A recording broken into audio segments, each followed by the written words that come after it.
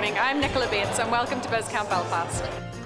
Today we're holding our user-generated unconference where we have a business community in Northern Ireland pitching in to give talks and educate one another. First talk we had Ted Jensen from Big Ted's American Cookies. Courage!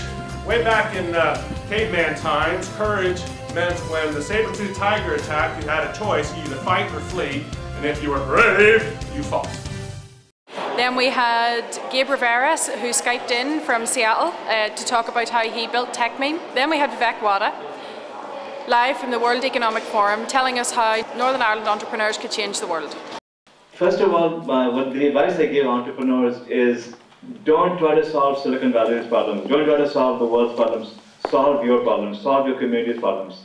I mean, here in India, you look around, the place looks like it's crumbling. They're completely lacking infrastructure. But that means there's opportunities. That means there's opportunity to build infrastructure. Right now, the economy of Ireland is in big trouble. But that means that there's an opportunity for you to now fix it and do something about it. There's a lot of automation that's needed within your local community. There's a lot of automation that's needed within Europe. Europe has been slow to adapt to new technologies, which means that you can be coming up with all sorts of applications that solve basic problems. Everything from big data that's being available, all the information that's being gathered right now, to taking advantage of the new advances in technology. Are we fine? Yep. Yes. All right. Let me talk about some of the big advances in technology that are happening right now, which you should be aware of. I'm at a university I'm actually at Duke, Harvard, Berkeley. I'm joining Stanford when I get back to America tomorrow. And I'm at Emory University and Singularity University. It's not a scam. Somehow I'm straddling between several schools, but the most exciting of the schools that I'm at is called Singularity University.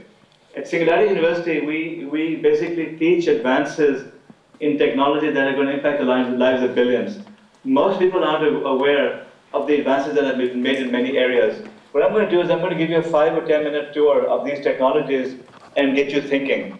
And then we'll get back to the opportunities that might exist in Ireland and why you might be well positioned to solve them. And then we'll do some Q&A. That sounds okay. Right. So now let me talk about some of the major advances. First of all, let's start with medicine. As recently as a decade ago, to sequence a genome cost several billions of dollars. It took us decades to get to the point that we could indeed sequence a genome. Today, to sequence a genome costs about $10,000. Within 2 to 3 years, sequencing the genome will cost about $500, maybe $1,000. Within 5 years, complete DNA genome sequencing will cost about $100, which means that it's as expensive as is a cell phone today. Which means that just like, I don't know how it is in Ireland, but here, when you get a plan from your cell phone company, in addition to getting bad service, you get a free phone. So what will happen is that your entire DNA will be zero in cost. Now think about it. What does that mean? Okay, your DNA basically is your building blocks. It's your computer code. It's a code that makes our bodies what it is. It's basically our programming. What you'll be able to do is to now search DNA by characteristic. For example, you can compare your DNA to all of your friends on Facebook and see what you have in common. There may be a gene which allows people to tolerate you. There may be a gene that which is common in people that you like or you don't like. So far, we haven't had any way of knowing this because we haven't had people's genes. We haven't been able to compare them to different people. So we will be able to correlate genes to disease. In other words, you get a medical database from somewhere. You get the DNA of all the people that had a particular disease, and now you can run software to solve it. As you know, the cost of software has become very cheap now, right? Very sophisticated hardware devices cost practically nothing. Writing software costs practically nothing. So imagine the opportunities that exist for you in now analyzing the DNA of people and correlating it with other things. Now, understanding how to do that requires you to understand a little bit about science. It requires you to understand a little bit about mathematics. It requires you to be educated. Guess what advantage you folks have over my friends in Silicon Valley? That you're highly educated. You still get pretty good education in Ireland, which means that you know science, you know the basics about it. They grill you in school, and you learn mathematics. Your skills are better than those of the people in Silicon Valley are, which means that you're better geared up to take advantage of that advance than anyone else over here. While these people are going around chasing rainbows and trying to build yet another Twitter or yet another Facebook app, you can get a jump ahead and start building, healthcare apps. You can start building sophisticated medical devices using all of the data that's out there. So that's one thing. Let me shift gears and talk about advances in another area. Take hardware. It used to be that hardware was very expensive. It's getting cheaper and cheaper. Everyone knows about Moore's law. But the fact is that because hardware has become so cheap, technologies that were not possible before have become possible. The iPhone 4S, I don't know if you have it right, if it's available in Belfast or not, but it might well be. And I'm sure you've heard about Siri, which is really what the magic of the iPhone 4 is. The iPhone 4 looks like the regular iPhone. When you look at it, you wonder why I did spend $800, $700 to buy this, the same device that I had before. The magic of the 4S is Siri. What is Siri? It's voice recognition. Okay. Now, what you can do is you can be talking to your phone, and I tell you, Siri talks back to you, and she's very sweet. I mean, well, one quick opportunity is you can make her talk dirty to you, and make a lot of money on that. But I'm sure many other people have thought of that. But if you think about it, now, I had written an article at the beginning of the year called "Why We Need a Newer and Better Google." That really shook Google up because I challenged Google to change the way they were doing search. That right now, when you do search, you get text links back, and those links give you lots of ads and so on and so on. The entire system stinks. What I said was we need a newer and better Google, and what I wanted to be able to do was just to tell my computer, hey, I'm looking for a nice place to have dinner. In fact, the example I used was that I'm going to New York City and I want to go to a Punjabi restaurant. It should know, what the best restaurants in New York are by looking up my Facebook friends' likes and dislikes. It should be able to go and make a reservation for me and come back and say, okay, you can have dinner at this place at 8 o'clock tonight, tomorrow night. Well, guess what? Siri does virtually that. Siri, you just talk to it and say, okay, here's what I'm looking for. And she talks back to you and launches the right application for you. So all of that advance happened because of the processing power of computing.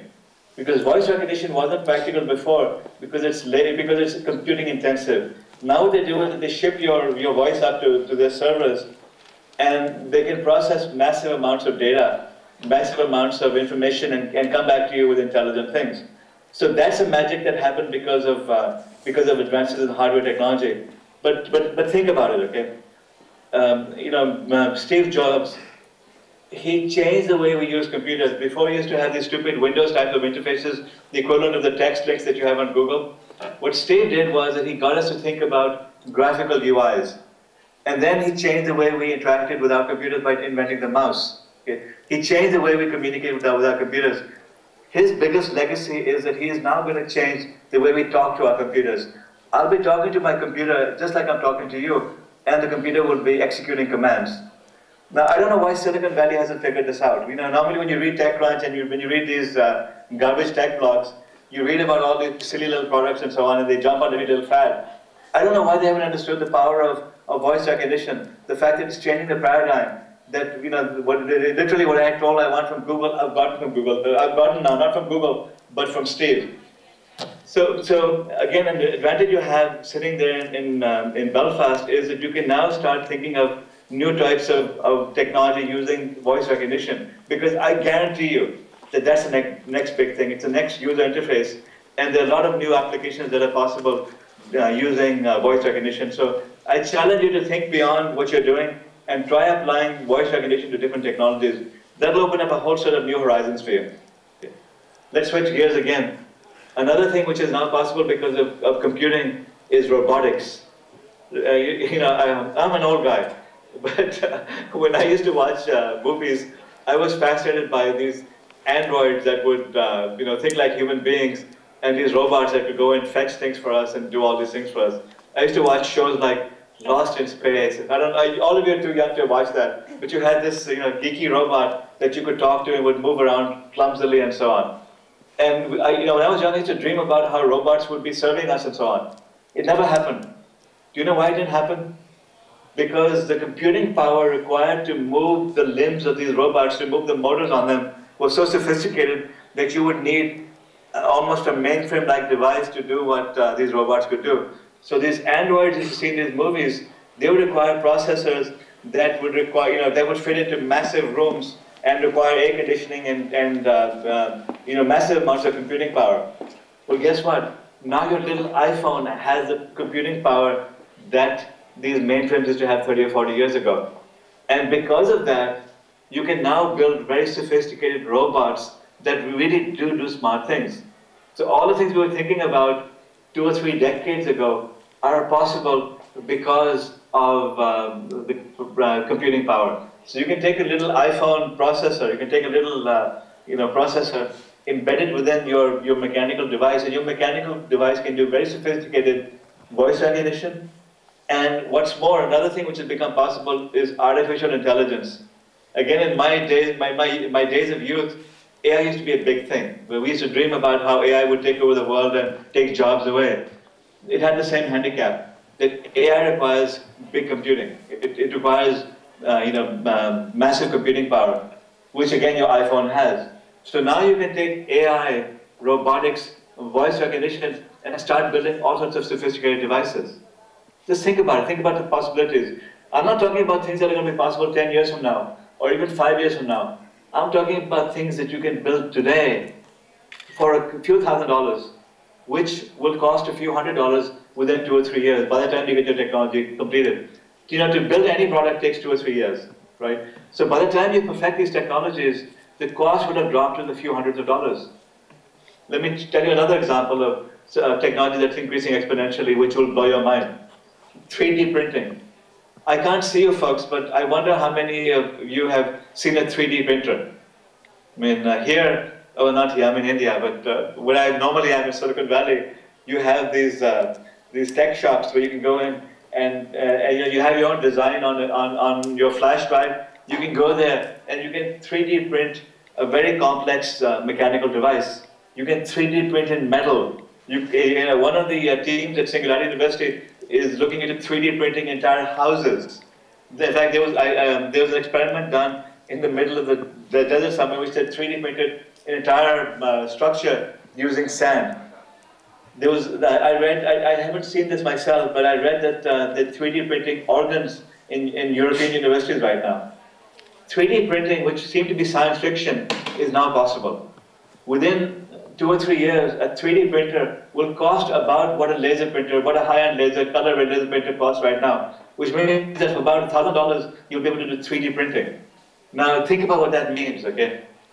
Before, complexity was very difficult. When you built devices, you had to keep them simple because complexity meant that it would be very hard to build.